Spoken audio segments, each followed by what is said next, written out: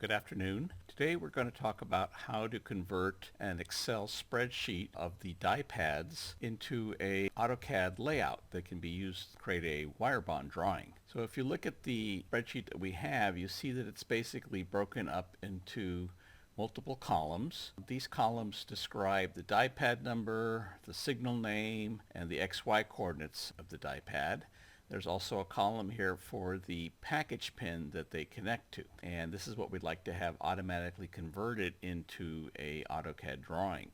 Now there's a program that Artwork makes called Bondgen that reads what we call an AIF file. And an AIF file is an ASCII file that has certain items in it.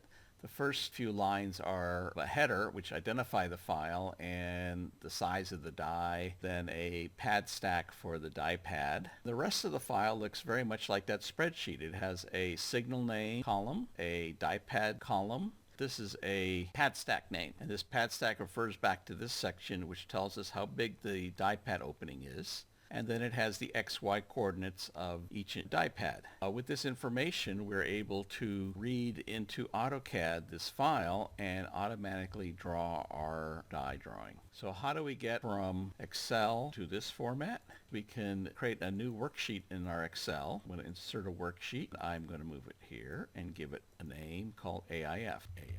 Now I'm going to copy these columns in the right order. So the very first column to copy is the pin names and copy it into this guy. Then we'll copy the die pad number, go into this second column and copy it here. Then we'll copy the X and Y coordinates and copy them here. Since we need a pad stack here, we'll go to that column.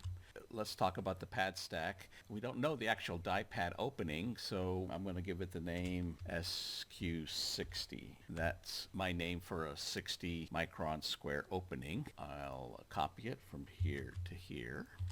And now if I grab both of these and stretch them down, it should give us SQ60 in every spot. There we go. In the last column, we need to put the pin number. Select this column, and we're going to put it right here. We need some space for our header. I don't really need these two lines here, so we're going to clear all this away here. Now I'm going to insert some more rows. So now we got room for our header. The first thing we need is something like this. So we'll copy this database over to here. And then we need the version. It's the units of the database. Okay, and now we need some information about our die. For example, we need to know how wide our die is. We got this in the notes of the first page. There it gives us the die size. And let's put the height in microns. You don't need the center if your die is centered at 0, 0. But by looking at the coordinates, I can see this die is not centered at 0, 0. So I'm going to put the center at what I think is the center of the die, and we can adjust that later. And then we also have to give the die a name. Let's define a pad section. This section is going to define what I mean by square 60. This pad stack points to here and tells me it's a square pad stack and it's 60 microns on the side. And now comes the netlist section. This little block defines this as a netlist. Let's make all of these left here. I think we have to go to format the cells and unclick the merge. Format cells, unclick the merge cell. And I guess we have to copy that in there.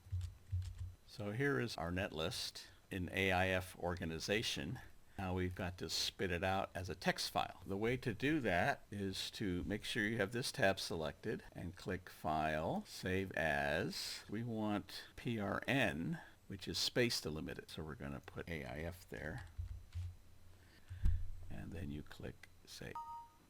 Let's see what we got. We've just opened the AIF file in a text editor, and you can see what we have. So this is the file we're going to load into Bondgen.